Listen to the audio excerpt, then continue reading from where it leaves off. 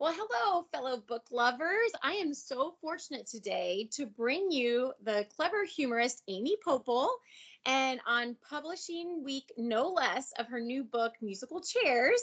So, welcome to the Erudite Bibliophile with Wanderlust Facebook page, Amy. And thank you for your kindness and generosity on being here on what is got to be a hugely busy week for you. Oh no, I'm so grateful for having me. I'm so excited to talk, and just thanks for having me. Well, and speaking of publication week, I wanted you to tell everybody a little bit more about musical chairs because I just think it's an amazing opportunity when readers can hear from the author straight themselves about the book rather than just reading it on like a book jacket flap. And in this particular book, actually was nominated by GMA as one of its top 25 beach reads.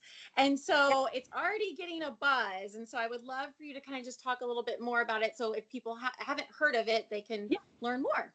absolutely. So, actually, it's behind me too, but that's my new book, Isn't it Musical gorgeous, guys? Chairs. It's just a party. It's like a little party right on the front cover. So this is my third book. It's definitely what I would sort of call when people say, "What do you write?" It's definitely humorous fiction. Some people would call it a beach read. I think it's a book that has a lot of heart and a lot of warmth and a lot of humor. I hope it gives people a smile, which is kind of what we all need at this particular moment. For sure. But it's a book that I wrote that is about a woman who is about to go spend a summer that is, in her mind, going to be one kind of summer where she's going out to a country house to spend the summer there with a boyfriend, which she's sort of hoping that that relationship gets sort of bumped to the next level. She's a woman in her 50s and has adult children, but the whole summer sort of gets turned on its head when her boyfriend dumps her over email and her twin 20-something children move back home. And soon after that, and these are not spoilers, this is all pretty much at the beginning of the book, Yeah. Her elderly father announces that he's getting married. So her kids arrive with their problems and their dogs and their baggage and their luggage and their dirty laundry. And her best friend arrives. So the book starts very quiet with one woman arriving at her house, and very quickly characters start to get added in and the house gets busier and busier. So it's a lively, fun summer story that hopefully it's very character driven. And hopefully you'll fall in love with this family and want to spend some time with them. Well, and can you tell me a little bit more about your title choice of Musical Chairs? Because it seemed like there was a very literal meaning with a nod to the listserv by the same name that Right. allows organizations like orchestras and opera companies, schools and conservatories to post job opportunities for teachers and musicians and other music industry professionals. But then it also seemed like there was kind of a double meaning, like a more deeper symbolic meaning that Edward, who is Bridget's father in the book, alluded to and his speech in the finale of the book. So I didn't know if you could kind of talk about, and I don't know, that was just my take on it. I thought, oh, I think there's a kind of a double meaning here with this title. Absolutely. So the title came from a lot of places. First of all, the two main characters, Bridget and Will, are 2/3 of a classical piano trio. So they are forever losing their violinist and forever trying to fill. So Bridget plays the cello, Will plays piano, and then there's always sort of this empty chair that they have to fill. But the two of them have known each other and worked together for years and have a very lovely friendship. But yes, in the broader sense of the family, I think the little arrangements of the family keep getting sort of upset and having to reconfigure themselves. And that's what you're referring to, where Edward talks at the end of the book about people kind of coming together and you sort of fit together in a certain arrangement, but then things happen and life happens and change happens. And the next thing you know, the whole configuration has been rearranged and you find some new arrangement. And it doesn't have to be a bad thing. That can be a good thing. That can be a positive thing. The game Musical Chairs is not my favorite game, actually. Remember, but that game is about leaving someone out. It's a game that's a little bit cruel because you walk around and suddenly there's no seat for you at the table. But there are so many instances in this book where a character is worried about losing their place, about sort of being pushed out of the circle, or if one of these rearrangements happen, what is their new role? Where do they go? In a much more literal sense, everyone's changing bedrooms, everyone's getting moved from one house to the other house. Jackie starts at one house and ends up at another one.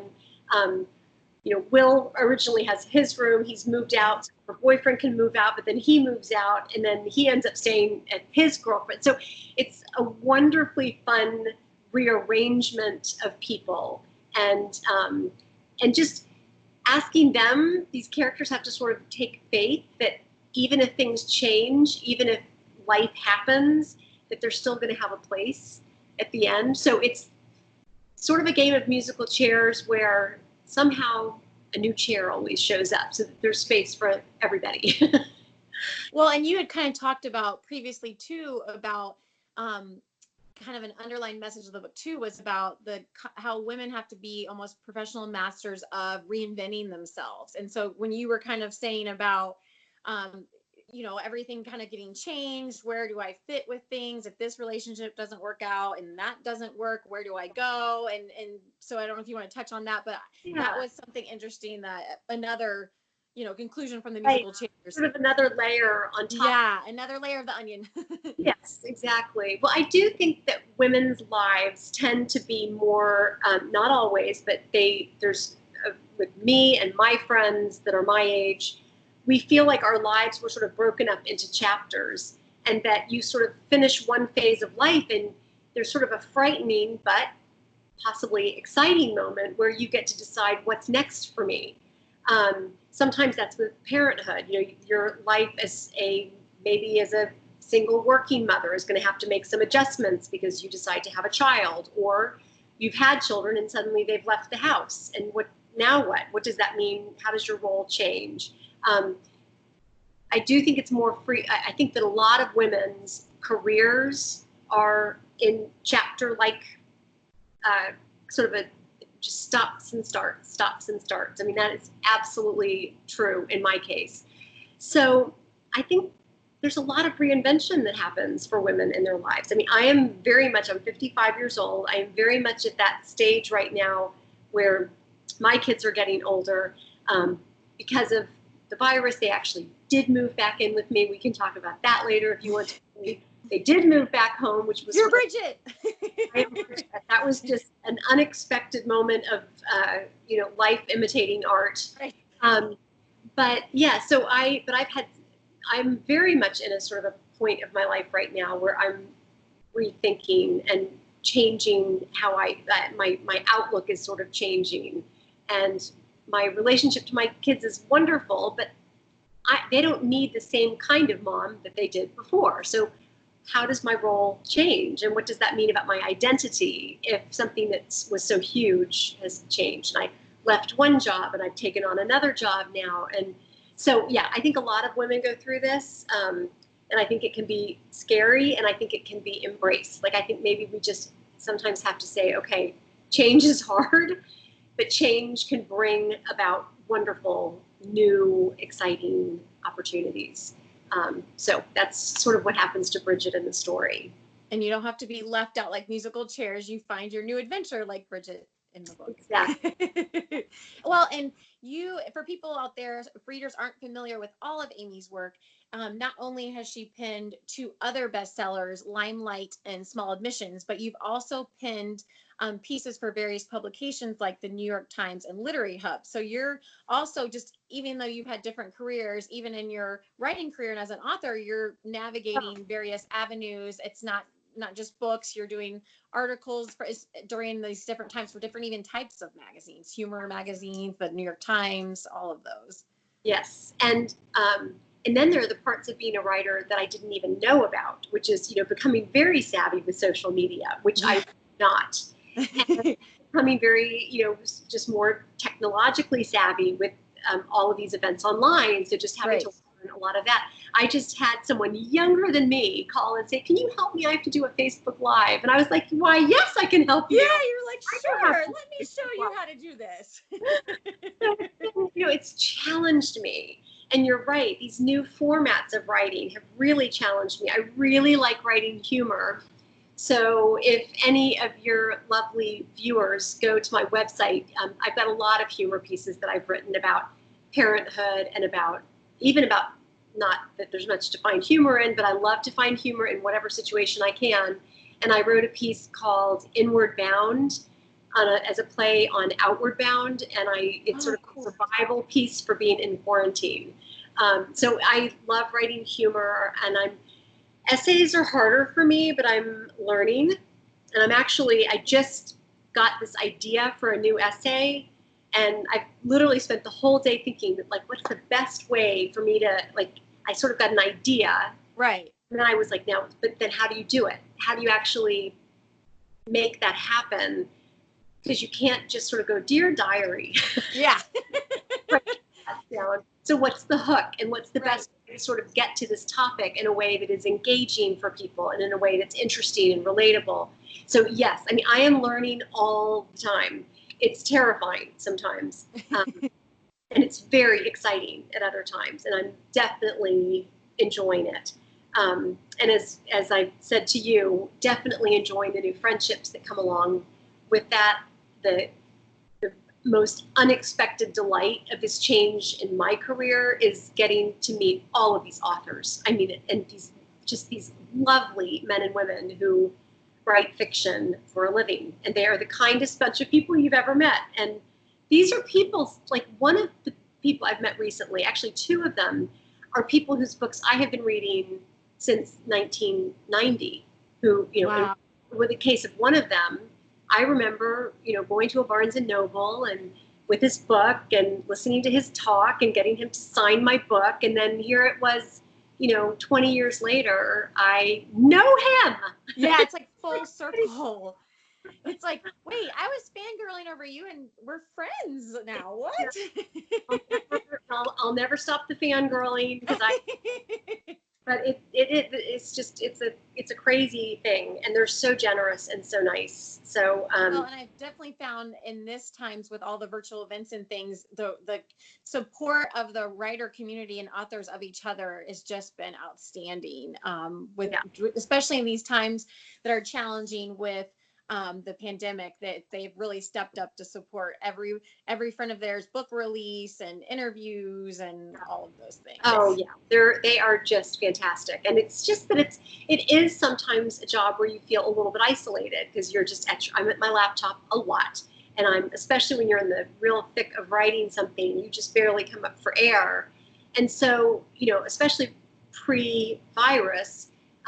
We have a little group and we get together once a month, and it's just such a nice chance to sort of talk about writing and not writing, to talk about the world that we're all in, the writing world, but then also just to really talk about normal things like just life. And so that has been such an unexpected delight for me it must be hard though, being so introspective and, like you said, being in such long periods writing without that, and then all of a sudden when it comes getting close to publication time, now you're supposed to be the social butterfly who's going from here to there, talking to this many people, that many people. I mean, to be that switch must be hard too, where you're introvert have to become extrovert times 1,000 to promote books and publicize. And yeah, it is so jarring to go from these stretches of days where I'm just in my pajamas and my dog is like, come on, can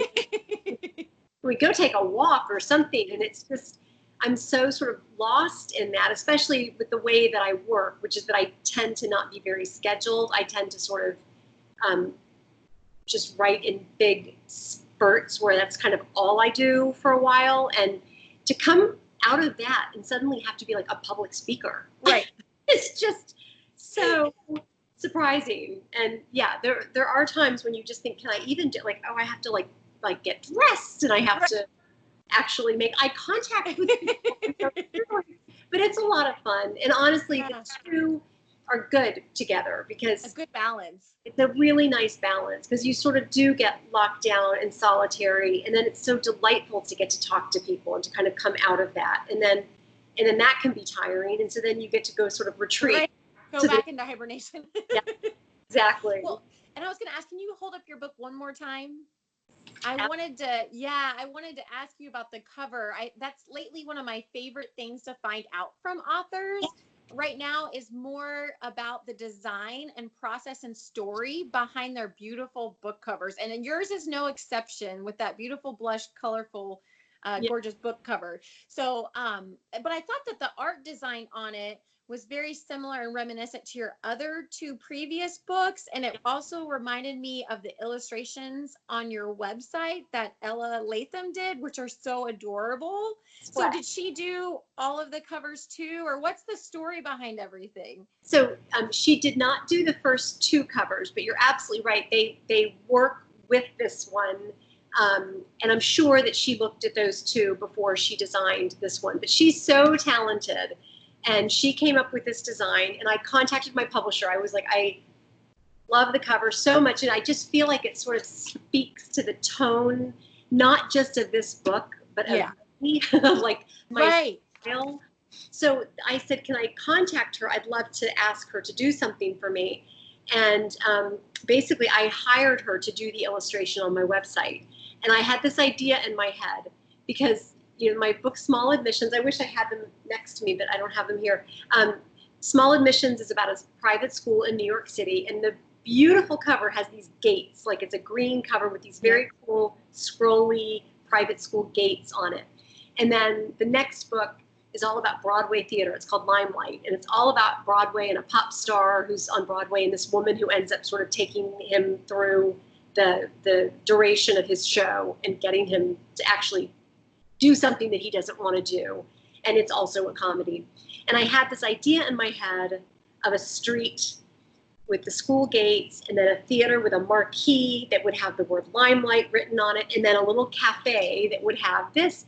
And that's all I said to Ella. She was like, I've got your whole image. I get it. Right. And turned around and sent me that beautiful illustration that's now on my website. And if you look at the About page, I wonder if I can show you this here. I don't know if I can. She did this really darling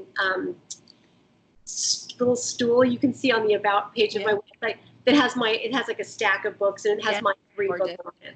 So I'm working on a book now that takes place in Greenwich Village in a big old brownstone. So I said to her, that will add to your street of books. That's what she said. She goes, we're just going to keep building your world. It'll be great. Building your own book village. Exactly. So I'm excited that when I get this next book done, she's going to add a little brownstone, and that would be. Yeah. So how did even though she get to be with the cover of this book? She works for Simon & Schuster. But did they hire her to do the illustration then? To do this illustration or my website? She did this first, and then I hired her to do these other two illustrations for me. But yes, they hired her. This was the second cover, because they often come up with a couple of different. Right, that was kind of my question. And in fact, that's been true of all of my books. The first cover was totally different, or? Totally different. It was very cool.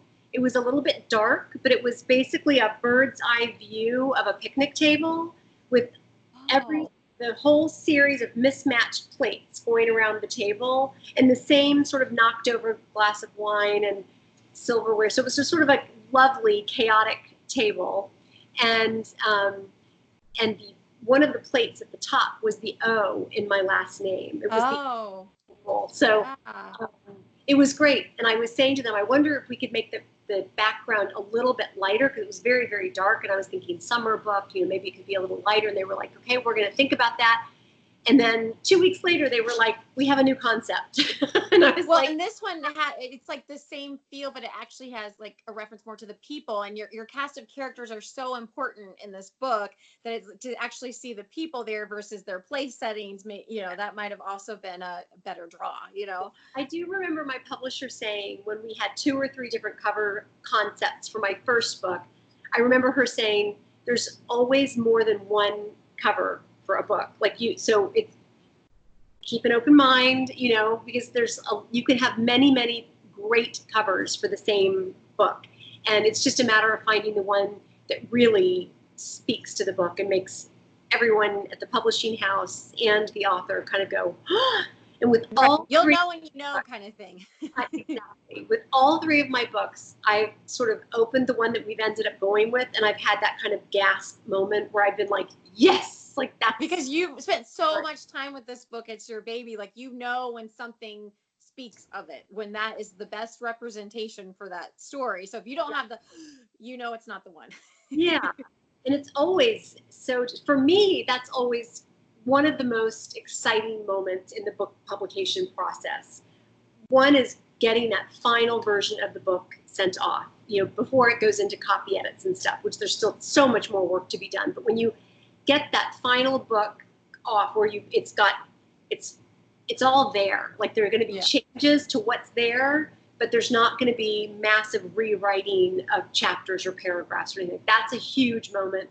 But getting that email with "we've got a cover design" is, for me, I think probably a lot of authors feel this way, but for me, that is just such a thrill. Like, we're here. This is it. We're about to fly off here. Oh my gosh, it is very exciting. And then how does it work when then the book goes to paperback later? Because a lot of times it's a totally different cover. Right. So do they sometimes explore, like if you said, if you've looked at 2 or 3 drawings for this book, do they sometimes explore how to tweak those other ones that you did? Or is it a whole new process, really? I think they start fresh. I think they sort of ask themselves, what have we learned from how the cover worked? Did it get a good response, and did they feel that it helped drive sales? Did they feel that it was something that, and also I think what time of year is that coming out, and will that maybe change it somewhat? I have to say, I really trust the publisher. Like, I might say, I have a question about this, or what do you think about that? But they know I love experts. Don't you just love an expert? Yeah. I love experts, and I love that I can trust that they know what they're doing. Yes. So when they say we've got a new concept, I'm always like, let's see it. What's the new concept? You might have thought of something I completely didn't think of, and I'm loving it. Exactly. So that's exciting to think. Yeah, I wonder what the musical chairs cover will be when it comes to paperback. And of course, at the moment, I'm sort of married to this one, so I kind of hope. Right, there's not going to be anyone better than this. If they decide to make a change, I am, if nothing else, I am very flexible. So I would definitely, let them drive that whole decision. They know what they're doing. And I was going to say, with this particular book, I could totally see it being turned into a movie. I don't know if anybody else has talked to you. I'm sure you hear that all the time with this book, but it reminded me of all the comedy movies that I've watched where families are thrown together across generations, across beliefs, borders, cultures, at times like holidays and weddings. And of course, as a result, hijinks and chaos ensue. Right. And some of my favorites of with this genre are like The Family Stone, My Big Fat Greek Wedding, Love the Coopers, My Big Wedding. And so did you watch This Is Where I Leave You? It sounds very familiar. What is that one about? It's the same. It's a family. It's by Jonathan Tropper. Oh, is it the one with where they're sitting Shiva in a statement? Yes. And they all come with their own stuff, that they're sorting out. But all of them, they come together, and their pasts catch up with them, while their futures are sort of under review. Right. And multi-generational, those stories for me, those are the stories that I love. So those are the stories that I write, because I just enjoy them so much. I feel like they not only bring kind of the expected humor and laughs, but the tried and true storyline also brings sadness and nostalgia at times when you're seeing these family connections and stories that remind you of your own families. Yes. So I just thought, I wonder if, when I was thinking of those movies, I was like, I wonder if she uses some of these for inspiration for her books, or if that's her favorite movie genre, or. It's definitely my favorite movie genre and my favorite book genre. I love complicated family stories. And I like all kinds of books. I like thrillers. I like romance. I like all kinds of things. But the books that speak to me the most are those. And so that's kind of what I do, because it's Right. just, I want to write the books that I want to read, and I just love stories like that. And because I have a background in theater and I read a lot of plays, and so I also think that I think very cinematically, or at least theatrically. I don't know anything about screenwriting, but I do love a good play. I love a big scene with a family around a dinner table. I love, I just like seeing all of that happening live in front of me. So I think that way when I'm writing. So a lot of people say that they feel like my dialogue and the scenes strike them as something that would be good on screen, because Yes. which is a thrill to hear always, but it's also not completely surprising to me, because that's what I'm doing in my head the whole time. Right. So wait, do you sometimes picture certain actors and actresses as the characters then, or who they would be in the movie, or? It's so funny, because I feel like if I could do that, it would make the writing easier. And for some reason, not only am I not very good at casting my own books, but it doesn't come to me until much later. And usually I can think of, when I get to that point, I can think of 2 or 3 people who could maybe play that part, and they have nothing in common, or they're not right. similar. But yes, I mean, I enjoy that. I do think Michael Caine would make a great Edward. Oh, yes. I kind of picture like Deborah Messing almost. I love her. Yes. I kind of we need to send this to Deborah Messing, this interview. Yeah. I love her, and you're totally right with the comedy. This sort of yes. self-deprecating humor, like she's good at that, and I think she's good at responding to mess. And I think she can do such great physical comedy, and so not only with what the chaos is created around her, but then she adds to the mix with her physical comedy. So and she's kind of elegant at the same time. Like other people would see her as more elegant than she feels herself on the inside. But I pictured Hugh Jackman as well. Yes. And Jude Law as Gavin, the sort of pompous violinist who's gone off to do bigger and better things. But like, who still has a lovable quality that people root for. Yes. Kind of like a Hugh Grant. And all the characters in the book, even Juliet, who is Gavin's wife, I think they're all at their heart good people. I don't think anybody's coming into the book with a really mean-spirited, difficult nature. Like, I think some people are harder to get along with than others, possibly, but nobody. Or to peel off the layers to get to the. Yeah, they protect themselves in an armor, like Gavin. They talked about that. He protects himself in an armor of arrogance and ego to hide the insecurities that he really feels inside. Yes, which all makes sense, because he was a child prodigy, and he was always sort of the kid. Like in college, he was so much younger than everybody else, so they sort of poked fun of him a little bit. And he's very insecure. And I think a lot of men do this, actually. They mask that insecurity with kind of a bravado that's really unattractive. But for them, they'd rather come across as cocky than as pathetic or insecure. So, and you can sort of understand why the 3 of them were good together and why they didn't work at the same time. Yeah. Yes. So when you talked about with, all the different characters and things, I thought that was a really interesting way that you used to tie all this huge cast of characters together, of writing the book chapters in trios. Yes. Where you had one chapter be Will, one chapter be Bridget, and then one chapter be another character. It was kind of like a nod to that Forsyth classical music trio that was famously featured in the book. But Yeah. it was kind of a way to provide some order and chaos to, like you said, all these characters that we're talking about. So I don't know if you could touch a little bit on that interesting writing technique that you did. And it's also another sort of form of musical chairs in a way, because it is written in three, so it's always Bridget gets a chapter, Will gets a chapter, and then someone gets a chapter. And I really, once I sort of decided that was the structure that I wanted to use, because I felt that it really served the book well, then I got to sort of decide who do I need to tell the next chapter of the book, not just because I want to throw them in too, but because they're the only person that can give that piece of the story. Like, we've heard from this person and we've heard from this person. Now we're at this stage of the story. Who like has to tell this next part? And that was really, really fun. It is a big cast of characters. They all play a role. There's nobody who's just kind of thrown in for no superfluous reason. Yeah.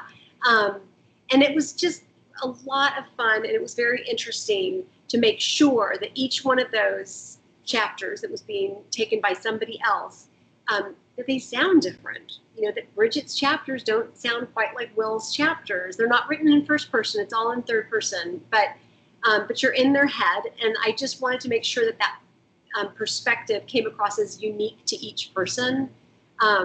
So when Edward's assistant Jackie, for example, gives her chapter, and she's coming into the situation not as a member of the family and not as somebody who fits in, I wanted to make sure that that came through in her voice. And then when Edward, I wanted him to speak at the end of the wedding. He's the only one who is speaking in first person because he's giving a speech. Because I thought, Edward has to give a speech. Like, that's the, I can't. Because actually, originally, I did have you can't imagine the drafts that go through books. Like, you can't imagine how many different versions of the same book it's gone through before it turns into the book that it ends up. Kind of like when you watch like the special features on a movie and they have like deleted scenes. It's like, if you could only know all the deleted scenes that might have explained this or that, or... Yeah, I'll tell you one secret. So Edward, at one point in a very early draft of this book, had a chapter much earlier than his chapter where he gives this wonderful speech. And it was third person like everybody else. And it was very much in Edward's voice. And then he died. What? No! He died. That would have been such a different book. Totally different book. Totally different book. So he dies, he doesn't get married or anything? No, it's a funeral. Oh my gosh. A funeral instead of a wedding. Oh, and wow. It's just telling you like how these things actually... Right, it's so different. And I just, I was sitting with that draft. This was ages ago. I mean, this was a very early draft of the book. And I just was like, it's not fun. And that's kind of sad. And he's sort of, the book was still a comedy. And I didn't want his death to not matter. But I just also was like, that's just so depressing. Yeah. And I don't want that. And I just threw out, I went back to my laptop, went back to that chapter and threw out 200 pages. Wow. And started over again from what I had sort of started to build, and then took it in this very different direction. Yeah, I wasn't ready for his voice. I was like, well, I'm going to bring him back to life, first of all. But I'm not ready. Resuscitate Edward. Brought him back, but I wasn't ready to hear from him yet. I was like, it's not his turn somehow. I don't know. It didn't feel right. So back to the drawing board. I mean, there's a terrifying moment when you hit delete, and I always sort of put it in some other file somewhere, just in case you change your mind. Like when you clean out your closet, and rather than going straight to drop it off at charity, you just put it in the garage for a minute just to kind of adjust to the idea. Like, can I live without these things? Because you think of all the time and effort that went to that 200 words. Like, am I ready to do this again? Yeah. Can I live without these chapters? And there's this kind of horrifying moment where, you either get notes from your editor or from a friend or just your own self realizing this is just not working. Yeah. In my gut, I know this isn't the story. And I know this isn't the story. And it's like, oh my gosh, here we go. But then you throw it all out, and you kind of cleared some space. The same way with your closet. You've got all this room. and you're like, what's missing? Like, and then it just becomes joyful because you sort of get to say, okay, now this is where we left off. What different direction can I take the story? And that's so exciting because it's like a clean slate, and you're the one who in charge. You can take it wherever you want to take it. Yeah. I just thought, I don't want death in this book. It is not. And I'm glad I didn't, actually, for a number of reasons. But one is that I did not anticipate that we were going to be going through a very dark and difficult time right. when I wrote this book.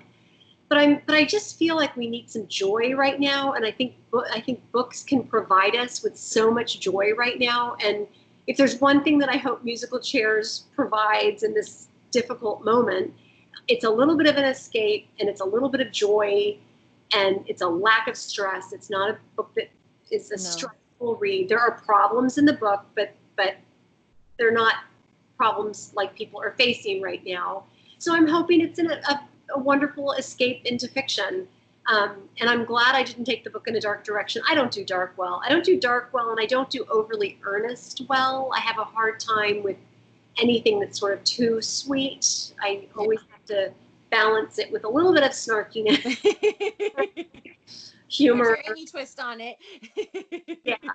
Yeah. Well, and I think it, other ways I think you did inject that was, when you had a wonderful way of cranking up and winding down the tension by, whether it be by adding increased number of animals to the mix, whether it be guinea hens, sheep, plethora of dogs and cats, or in true Money Pit movie fashion, having one thing after the other break at Bridget's house and need repair and renovation. So I just felt like you truly were able to crank up and kind of wind down that tension, whether, like I said, whether it be adding a new character or adding another animal, or this now broke, or this person moved to this house. And so while I imagine it probably was difficult to juggle, how am I going to bring all these characters back together or weave the connections between the two, I thought you did like a masterful job of, being able to weave that and bring everybody back together. Or was it hard to juggle and then try to weave the connection back together? I mean, it was definitely tricky for sure, but it was so much fun. It was so much fun because a lot of this for me was wish fulfillment, as my books almost always are. Limelight was certainly a book that was wish fulfillment for me because I would love to be on Broadway assistant to a really bratty pop star, because I just feel like I've hit that age in my life where I'm ready to whip someone into shape. Like I can like manage that situation. So Limelight was sort of me imagining what would be a crazy thing to happen to me in my life in New York. I happen to have, which if anyone has seen my book trailer, which you can find on YouTube, I have a house that is just having so many problems in the countryside of Connecticut. The Money Pit. It's the Money Pit. It's such a mess right now. And it was definitely like, it's a fantasy of mine that I would have this amazing team of people who would just come and solve all my problems. Like the idea of having someone like Kevin who comes and just, he's a fixer-upper, he can do anything, and he's a good guy, and I want him in my life. Like I just want a fixer-upper handyman. So a lot of that was sort of just fun to think about, like, bring the house to a certain level of disrepair, but then start fixing it. And that's, to me, that's very satisfying to see things get put into their rightful place. And to sort of have things with the family and with the different members get messy, but then then you get to think, okay, well, things have kind of fallen apart. How can I rebuild them in a way that's really satisfying, that's really going to make people go, oh, and it's not too predictable, that keeps people guessing, like what will happen to Bridget and Will and their relationship. And I won't go there, but I wanted people to care about them and then to care about what ultimately is going to happen to them in the midst of all of this change. So, yes, and then I got to add in the dogs. I got to add in the I'm definitely an animal person. When I found out that people get guinea hens to eat the ticks in their backyard, I did not have guinea hens. Like I want as lawnmowers and and we all know how adding animals to an already ruckus and bedlam environment makes it even more chaotic. So I also think that who gets what kind of an animal, like it tells you a lot about like what kind of a pet do they have, and how the pet behaves, I think can tell you a lot about. You remember like in Best in Show, that one? That was just what I was going to say, how the animals imitate, like they basically are the physical manifestation of the person. Yes. Such a reflection. The same thing. Yes, of the characters. And can they even add conflict? So when Will gets his new girlfriend and she has this parrot, and they live forever, by the way. Parrots live a really, really long time. And the parrot, and I actually talked to a friend of mine who's like a parrot expert, Kira Jane Buxton, who wrote Hollow Kingdom, which is a great book if you haven't. It's a wonderful, wonderful book. She knows all about parrots and crows and animals. Interesting. So I was like, I need this parrot to dislike someone. Like, like what would a parrot do? And she was like, oh my gosh, yes, like definitely. Here's what the parrot would do. She gave me all this parrot advice because I've never owned a parrot. I didn't know what that was. It's like you can twist the plot with this animal without having to worry about writing dialogue.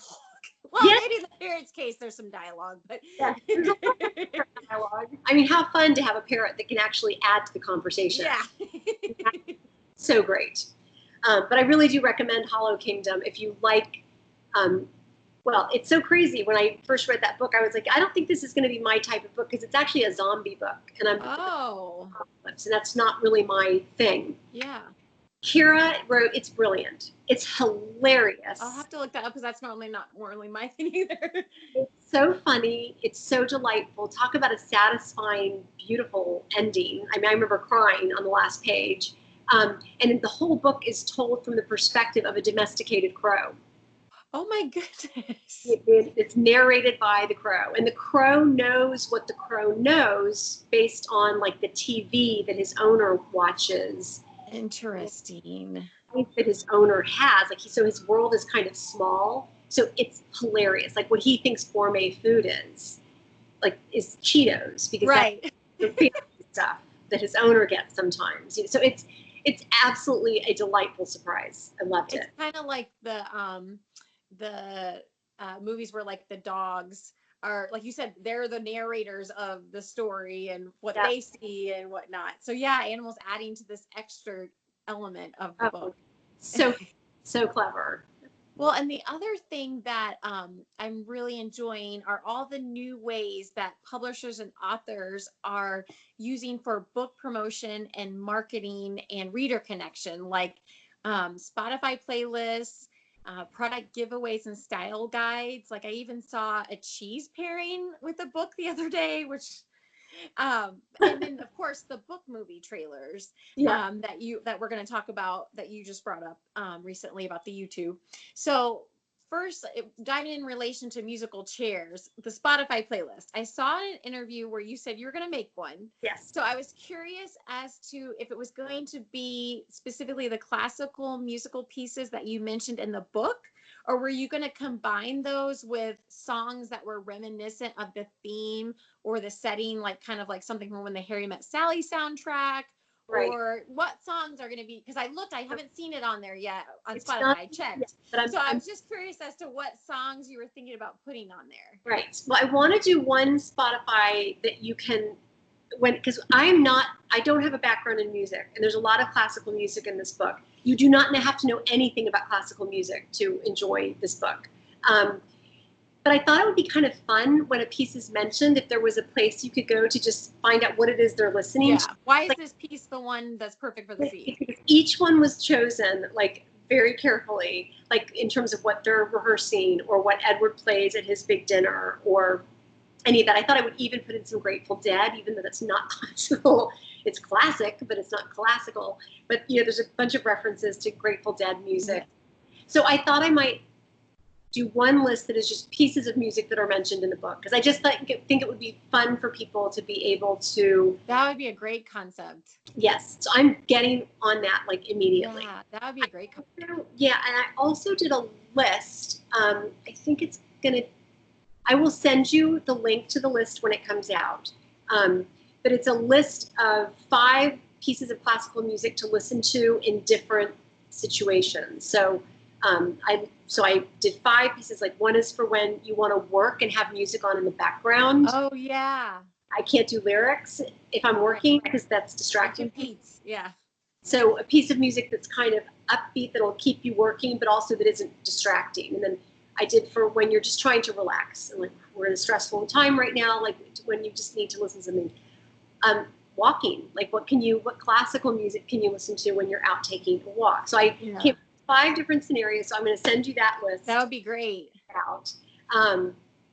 So, and what was the other thing? Oh, and then were you going to combine it well, it doesn't sound like you're going to combine it. You'll have a separate one with the music from the book, but were you going to make one that had songs from like that were reminiscent of like the setting in the book, like in Northeast in Connecticut, or with the theme, like When Harry Met Sally soundtrack type songs, or My Best Friend Wedding type songs, or, one wasn't the classical, but was more had to do with just what inspired the book? And yes, including things like I mentioned Steve Martin's Canyon Rangers, I think. Oh yeah, you did. Yes. Bluegrass. And I mentioned Yo-Yo Ma, who did a bunch of music with James Taylor. Yes. Barn. So I think that I'm going to get that. I need my kids to help me with Spotify. I have a Spotify account. I actually have one, but I need help assembling the list. I'm so lucky. I have very, very musical kids, which helped me a lot. I don't think I would have written this book if I hadn't had, I would have set them in a different world. But because I have such musical kids, and I mean, 2 of them are like professional track musicians. So they were just a huge help to me. And every time I needed a piece of music, like I need something for a dinner party, I need something that they're listening to in the car that they would be arguing about. I need something that Bridget is working on for her audition. Like, what would that be? So they probably enjoyed it just as much as you did, contributing to like, oh, let me think about that. That's an interesting question, And the list of the 5 pieces of classical music to listen to in certain circumstances, my son and I absolutely did that together, because he gave me choices, and then I would listen to the choices and pick certain pieces, and he would be like, no, don't link it to that. That group is not as good as this one, and he would give me the best one. So it was a lot of fun. Because music does take you away when you hear a certain piece and you think, of a certain time or what you were doing during that, or you think of a certain person. And so now for you, it even has a double meaning. You hear a song and you'll associate with this book or with something your son recommended to you. It's going to be full circle.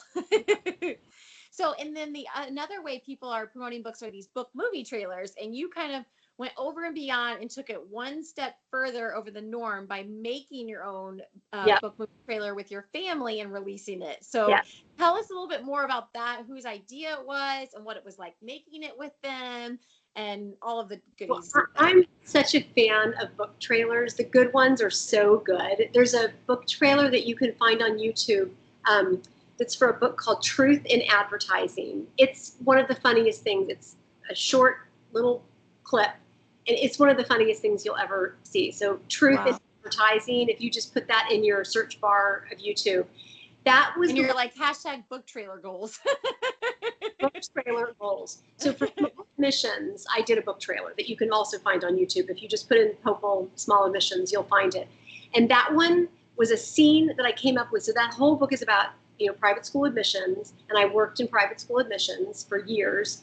And I wrote this scene that is not in the book, but it was a scene that it sort of occurred to me that would be so funny, like if I could do that. And I went to Simon & Schuster and I was like, I have an idea of my first book, so I didn't even know. I was like, can we do something like this? And their first thing was, how complicated is it in terms of like the setup of the scene? Because they were like, we can't do it if it's like crazy complicated. Right. There's a car chase, we're not doing it. I'm like, I was like, we're not making a mini movie here. I was like, it's an interview, and I think it's about as simple camera-wise. I was like, I think it's about as simple as you can possibly get. Yeah. And it was so much fun to make. I'm not in that one. I got friends of mine to do it, and you have to, so small admissions, you'll definitely laugh. It's very funny. For Limelight, I really wanted to do one, and I just couldn't come up with a concept. I just kept racking my brain, like, what could I do? What could I do? And nothing came to me. But for this one, I was in my house, And I just thought I have to share this setting with people because it's where the book happens. I mean, in my mind, this is where the whole book takes place. And who knew that I was going to end up with all three of my kids? Right. And it's a book about the kids being at home. And my house is falling apart. And it's a book about a house that's falling apart. And I was like, there has to be a way. So I suddenly got this idea. I wrote the script. I showed it to my family. I was like, we're all here together. Can we do this? And I said to my kids, like, I'm going to need your help because I, first of all, need you to be in it, but also I don't know how to do this. Like, I'm not great with, I mean, I can use an iPhone, but I was like, I need some help with figuring out how to do this. So we shot the entire thing, had so much fun doing it. And it was a great rough draft. It was just like the writing, you know. I was like, that's a great rough draft. Now we know everything that we did wrong. Let's do it again. Yeah. And we started all over again. And it was so nice because I thought my kids were going to be like, we're doing the whole thing again. And I was, and it was for everything from like, I hadn't even brushed my hair before we shot. I was like, if I'm going to do a movie trailer, like I should at least have my hair. Especially when I'm the main character. So I was like, everyone get into it. We're going to do like makeup and costumes this time. Like, let's actually try to do this really well. And we did the whole thing again. And my sons helped me, especially my oldest son did all the editing to put it all together. The youngest one helped me with the music in the background because it's very lively classical music in the background, which, you know, I had to get with, I had to buy the rights to use it. I was about to say, the copyright and all that. And I found a piece that I really wanted to use. I really wanted to use it. It was perfect. And we actually had it in the background and we, you know, got all the volumes correct in the different parts of the trailer. It's just 90 seconds. And they were like, the place was like, you're welcome to use it, and here's what it's going to cost. It was huge. I was like, I can't. You're like, yeah, this is a 90-second book trailer. Come on. Yeah. So we went on one of those websites where you can buy a piece of music for like, so my son was like, it's not as good as the first one, but it'll do. Like we can. Right. So it was so and much. Just know that nobody else, but you guys know what that song was. So to us, that song went perfectly with the trailer. You know, we don't know any different. So actually, it does. It does go actually really well with it. And you're right. Nobody else would ever know that it was the. Well, and all these little things that we're learning through your sons, like I never had heard of that listserv before, and now there's a website you can buy songs. Who knew? Exactly. I didn't even know about that either. I actually contacted the website Musical Chairs, and I just told them, I just wanted you to know my book's coming out, and I'm happy to send you a copy. And they were so sweet. They wrote back right away. That's so cool. You know, they were. Yeah, because I've never heard of it, and then I went online. And I'm like, oh, it like really exists. It really exists for big things too. Like I thought, well, maybe it exists for like summer camp positions or for like, but no, I mean, it's every big symphony in the world you can find on there. Like they're always, and they actually will say like third cellist or second violinist or, you know, like it's all kinds of stuff. It's a great resource. I don't happen to need it, but for people who are looking for. Well, and there's probably a lot of musicians who will see that name on the shelf and be like, wait, let me take a look. You know, a draw that we wouldn't know, but that's going to market to them. So. Yeah, exactly. Well, and then the third thing kind of we were talking about with the promotions was the product giveaway and style guide. And I don't know if you've read it, but I recently was reading a book, Codename Helene by Ariel Lahan. I don't know if you've read that one. Oh. Well, they mentioned Victory Red lipstick like throughout the book and mentioned it because it was the main character Nancy Wake's armor. It was her armor she would put on. And so I just thought, wow, that would be such an awesome giveaway and go so perfectly with the purchase of a book. And then just the other day, I saw for the new novel, Mexican Gothic. I don't know if you've heard of that one. Was I haven't read it yet, but I saw with I've seen the beautiful cover. Oh, the cover is yes. Yeah. And so it's by Sylvia Moreno Garcia. And I saw that they were doing a book lipstick combo. I'm like, I just thought of that. And so they're doing a book lipstick combo. And then I saw online that someone had made a style guide based on that beautiful cover of the book. So I just thought, I wonder what Amy would say is the perfect product or style guide that would pair with musical chairs, kind of like how they pair, you know, the perfect wine and food cheese pairing. I was like, I wonder what Amy, if she could do like a giveaway or style guide, what she would say for musical chairs. Yes. Well, there would have to be a bottle of rosé. Yes. Got to read this book with a chilled bottle of rosé. Yes. I feel like if there were a lipstick, it would be like Burt's Bees. Oh, that's true. Yes. I feel like it wouldn't be something fancy. It would be, like Burt's Bees. And a chicken. No, I don't know. A llama. Or a CD with some of that music, or an alpaca sweater or something. Yeah. I know, actually now I'm thinking all these ideas are coming to my head now that you're saying them. Yeah, you're right. Like an alpaca throw blanket, a bottle of rosé, and some Burt's Bees. And then a classical soundtrack to the background. Exactly. Your perfect reading nook, compliments of Amy Poeppel. Yes. Curl up with the blanket, grab your rosé, yes, chapstick on, and then push play. And turn your music on, get your book, and start reading. Yes. I love it. You make a plan. We're done. This is so great. Saturday night, done. I'm going to put that together. Well, and speaking of, you talked a little bit before about Will and Bridget's relationship. And so I wanted to ask, in the book, they have such a strong, steadfast friendship that really anchors and grounds them in times of need and support. And they're like family, yet whenever they meet new people, it seems like all they can focus on is like the unfathomability that they're just platonic and not friends. So I was curious as to the background behind this choice or focus to make this platonic relationship. Was it to create more like we talked about building suspense and all of that? Was it to create suspense of whether or not they're going to end up together, or do you have a male bestie, or what was this source of the background of this platonic relationship? I think, again, maybe on some level it's wish fulfillment. I love the idea of a really close marriage-like bond that isn't actually that has no sexual tension whatsoever. And I wanted to see sort of what I could do with that, while never dismissing the possibility that they could end up together. Like I left that on the table in terms of, as people read the book, they may in fact wonder what's going to happen, and that's a good thing. Yeah. I wanted to sort of see like what would happen as you can have jealousy with a friend, whether it's a male or female friend. Like, if your best friend in the world, you remember the movie Bridesmaids, when your best friend in the world is suddenly engaged and getting married, on some level, you're giving up so much of your time with that person and having to share them in this new way.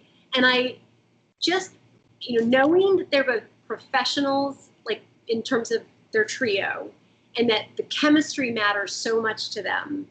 And I love triangles. It's always interesting to have a group of three. Somebody always feels left out. So I just thought if the two of them have sort of, made this decision that their relationship is part of why the trio has been chugging along all these years, is because they have sort of committed to each other. And, Will becomes very attached to Bridget's children, and there's that whole complication. I wanted to make that as loaded and complicated as possible. So I just wanted to sort of explore that and see what would happen when, one of them's in a relationship and then it ends, and then the next one's in a relationship, and what does that do to their friendship? Like, how does that, because I just think that's very interesting, when two friends, like one is in a relationship, and how does that relationship change you? Like, does it make you obnoxious to be around? Like when your friend is suddenly in a relationship with, and they are constant public displays of affection. Right. I really need to be part of all of this, So I just wanted to sort of take that as far as I could take it, and really just see what would happen to these two as there's so much change in their life, and establish very early on. And I try to establish this pretty much on the second page of the book, just in this tiny little conversation that they have. The book opens with, a flashback that's basically from 27 years earlier. And they have this tiny, tiny little back and forth on the phone. And of course, it's an actual phone.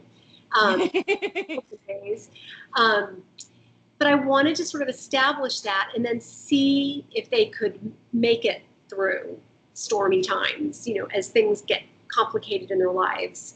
And as their trio becomes really sort of in jeopardy, could their friendship withstand that? Does it need to become something else? Should it never become something else? Like, what will happen to the two of them? So it leaves it open. Is it one of those things where they're going to look at each other and say, you were in front of me all the time? Yeah. Or, in fact, were their instincts right all along and they're just friends? Right. What's wrong with that? You know? So it was fun to think that through. And we know it's a popular, you know, with the when Harry Met Sally, it's the age-old popular question of, can men and women just be friends? And that's what all, whenever they meet people, they. Yeah, Harry says men and women cannot be friends. The sex always gets in the way. Yes. And I was at such a formidable age when I watched that movie, because I was out of college and sort of becoming, I think I was in graduate school and in a serious relationship myself at the time. And I just was so curious to think about that. Like, could men and women be friends? And I just decided in this book to sort of take that question and just explore it and see what would happen. Yeah, and the answer is yes. I love all my books. But the other thing I wanted to ask you is, this is such a challenging time for authors like yourself who are putting out books during this time, and just wanting to know, what are the ways that readers can support their local and favorite authors, not only just during this time, but just all the time. I know that authors usually emphasize the importance of writing reviews, like on Amazon or Goodreads or Barnes and Nobles, or requesting the purchase of a book from your local library of one that you like. So I'm just curious as to how that helps and matters, the reviews and the requesting of the book, and then what are other ways that readers could support you and other authors. It's so funny because I still to this day do not know quite why it matters so much to get these Amazon reviews, but my understanding is it actually, that there's an algorithm, and that like once you hit like 50 reviews, 100 reviews, your book starts to become the thing that's recommended. You know, when you look at. Oh, yeah. So, Erin, like, what are your recommended reads? And based on how popular a book is, it's going to make them more likely, or their computer algorithm, to toss that next book in. So writers are always saying, if you read the book and enjoyed it, please, even if it's a sentence or a sentence, even if it's just great read, like that's like that's it. Social media is always great. Pretty pictures of the book, because it's so much fun. First of all, that's just so much fun for us. Hearing from readers is so much fun for us. Every author out there has a contact me page on their website, and it's not because we have to, it's because we want to. I love to hear from readers. After I wrote Small Admissions, I had so many 20-something-year-old girls write to me and say, I got dumped and I had such a difficult time when that relationship ended, and your book made me feel so much better. Oh, wow. I cried reading these sometimes, because in that book, it's not a relationship that saves her in the end. She saves herself in the end, and she gets a job that is meaningful to her in the end. And if there's a tiny bit of romance thrown in at the end, it's just icing on the cake. She's already figured her stuff out. She's on her own 2 feet. And it's that realization that I think it's hard to have when you're young, but when you hit my age, it becomes so much easier, which is that don't be with someone who doesn't want to be with you. Yeah. Yeah. Like if someone isn't valuing you the way you should be valued, and it's that flipping it on its head, like somebody just dumped me. No, I don't want to be with someone like that. I'm retroactively dumping you. I wrote this book partly just from my own experiences, but also just from that whole concept of acceptance and rejection, which is very much happening in Small Admissions all the time. Analyzing people and determining, are they worthy? And I just wanted to sort of take that and satirize it in terms of its school admissions, but also explore it in terms of relationships. Like, if someone thinks that you're not good enough for them, they're not the right thing for you. So when young women wrote to me saying that they got the message from that, it meant the world to me. So writers love to hear from readers. It just makes our day. Yes, Goodreads, Amazon reviews are huge. Social media, just sharing books, tell your friends, request books at the library, suggest books for your book club. If you are in a position of purchasing a book, go to a favorite local bookstore. They are struggling right now, so anything that you can do to support a local bookstore is always terrific. Having said that, order from the library. I mean, libraries are so wonderful, and they buy our books. So libraries are great. So many people say, "Oh, wouldn't you rather I buy it?" No, it's fine. Get it. I love libraries. Request it at the library. It's a terrific way to support writers. My bookstore in my little town in Connecticut, it's called House of Books, and that's the only store that has actual signed copies of the book. There are a couple of stores.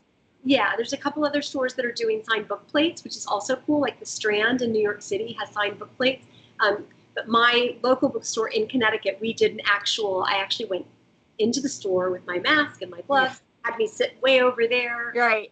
And they let the books sit there for like 3 days to make sure that I hadn't contaminated any of the books, and then they mailed them all off. So if you can support a local bookstore, that's also just great. But yeah, leave a review, email the author, shout out to them on Twitter or Instagram. You can certainly find me on Twitter and Instagram. I have a lot of animal pictures on Instagram. I have bears that have visited my house before. That was amazing. I saw that. Deer, bobcat.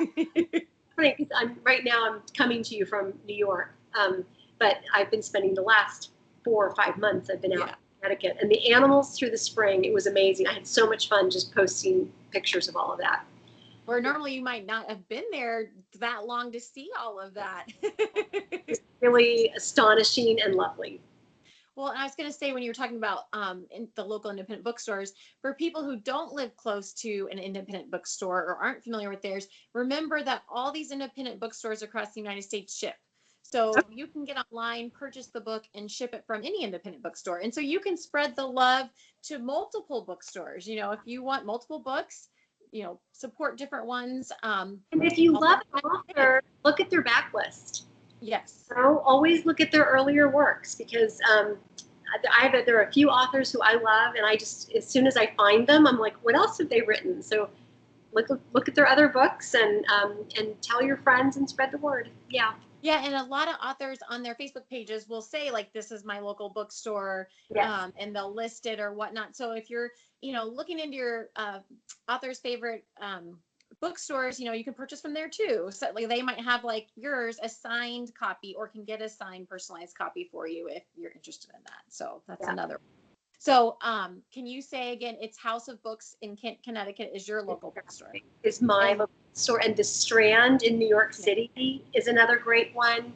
I love Interrobang Books in Dallas, Texas, which is where I'm from originally, and they have signed book plates. And then there are 2 bookstores in Minnesota, Excelsior Bay Books and Valley Bookseller, and they also have signed book plates. And wonderful. Thanks for bringing that up. Yeah, those are all terrific stores and so worthy of our support, because they are just it's so important in a community to have a nice bookstore. And if you do have one nearby, go in and talk to them, get to know them, be like, can you make a recommendation? They love to recommend things. If you say to them, I bought this book from you and loved it. What else would I like? What else would I like? They love to do that, and they're good at it. Yeah, our local library does that. They'll, on Facebook, they'll say, you know, tell us what books you like, or tell us what book you just read, and they'll, like, almost like matchmaking. We'll match you up with, you know, your perfect book and whatnot. But when we were speaking about, like, oh, perfect Saturday night, grab the rosé, grab the blanket, grab Amy's book. Have you seen the documentary Booksellers? Speaking of independent books, look into that. I just watched it the other night. I saw it recommended. It's called Booksellers, and I think it highlights a lot of not just bookstores, but people who deal in like antique, vintage type books and book collections. But it Booksellers, and it highlights some of those New York bookstores that were on Fifth Avenue and all that kind of stuff. And I'm like, I think you would love that. Oh, very cool. Yeah, when you said the Strand, it made me think of that. They have a beautiful rare book room. They have an incredible rare book room, actually. It's a great store. I love it. I'm wondering if it's that bookstore from that movie. Is it owned by family, like a sister's? I'm not sure. Okay. I'll find out though. I'm gonna definitely look at that documentary. Yeah. So yeah. It just got released. I saw it somewhere and I was like, oh, that reminded me when you said the strand of it. So I know I've kept you overtime. I just looked at the clock. But is there any other little nuggets or jewels that you want to leave with our fellow readers? I thank you so much for mentioning how to support you during this time, but anything else related to musical chairs that you'd like to kind of put out there? Knowing me, I always like to recommend other books. No, go right ahead. I love it. We love to know what authors are reading. This lockdown, I've just been reading more than ever. I will make one little plug first, which is that if you are an audiobook fan, I'm thrilled with the audiobook for musical chairs. I have 5 different narrators. Oh, wow. They do such a magnificent job. I have, I think it's 3 men and 2, or it might even be 6 narrators. It's unbelievable. Like, I'm so excited about this audiobook. I happen to be a huge fan of audiobooks. That's a relatively new thing for me. And it's really, which by the way, you can get audiobooks through your library too. Yes.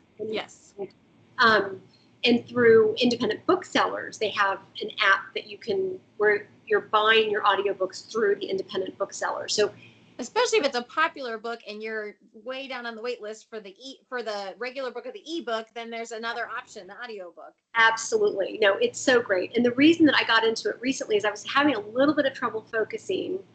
And all spring, I really wanted to be taking like some nice long walks because I just had the time and I just wanted the exercise. And I was having a little bit of trouble focusing on reading just because of all the news of the world. So I started getting more into audiobooks, and it'll hook you. And if you're having trouble getting started, it will get you hooked into a book. And then if you happen to have the Kindle version at home, for example, you can listen to 3 chapters while you're taking a walk, and then you go home and figure out where you are. And I am such a fan of audiobooks. And so some of the ones I've read recently that I have listened to recently, I loved American Spy by Lauren Wilkinson. Really good book, and a book that sort of like Hollow Kingdom, which was this zombie apocalypse book, but also happened to be this incredibly funny book and a lovely book about relationships between humans and animals and everything. Similarly, American Spy just surprised me because it's sort of a thriller. It's a spy story, but it's also a really lovely mother-child story, and there's a real romance at the heart of it, and it's very, you learn a lot reading it because it's a lot about sort of politics and history, and I just thoroughly enjoyed it very much. I love Fiona Davis's book that is coming next week. Is that Lions of Fifth Avenue, I think? Fifth Avenue, and it's fantastic. I love Susie Orman-Schnall's book. If you like historical fiction and lines, it's all about the New York World's Fair, which I knew nothing about. Currently listening to the audiobook right now. Okay, yes. I love it. One of the audiobook narrators of that book was the audiobook narrator for my first 2 books, which is Whoa, that's weird. Who I've befriended. We're like friends now, which her name's hilarious. She's fantastic. Do you have any say of who narrates your books, or how does that work with audiobooks? They'll send us clips of the people. So like for this book, I felt really strongly that I wanted a male and a female. And there was sort of a misunderstanding at first, and they picked a female, and then they had a male do Edward's speech. And that's what the plan was. And I said, okay, I love the guy doing Edward's speech, and I love this woman, but I really wanted a man to do all of the different men chapters, because there's an equal number of male and female narrators. And they were like, oh, in that case, here are like the voices of these 6 people that we're thinking of doing. And I was like, whoa. For my first books, they sent me options. They were like, who's your favorite? And I said, in this case, I was like, Carly is my favorite. I never. Yeah. Interesting. I never knew that either, how they pick. Yeah. It's like, I like her voice. So they picked her. So that was. And Carly's the one that it narrates on Susie's book? She did Susie's book. She's one of the 2 women who did Susie's book. She did Small Admissions. She did Limelight. And she does 2 of the chapters in musical. That's interesting. She's Jackie and she's Isabel in wow.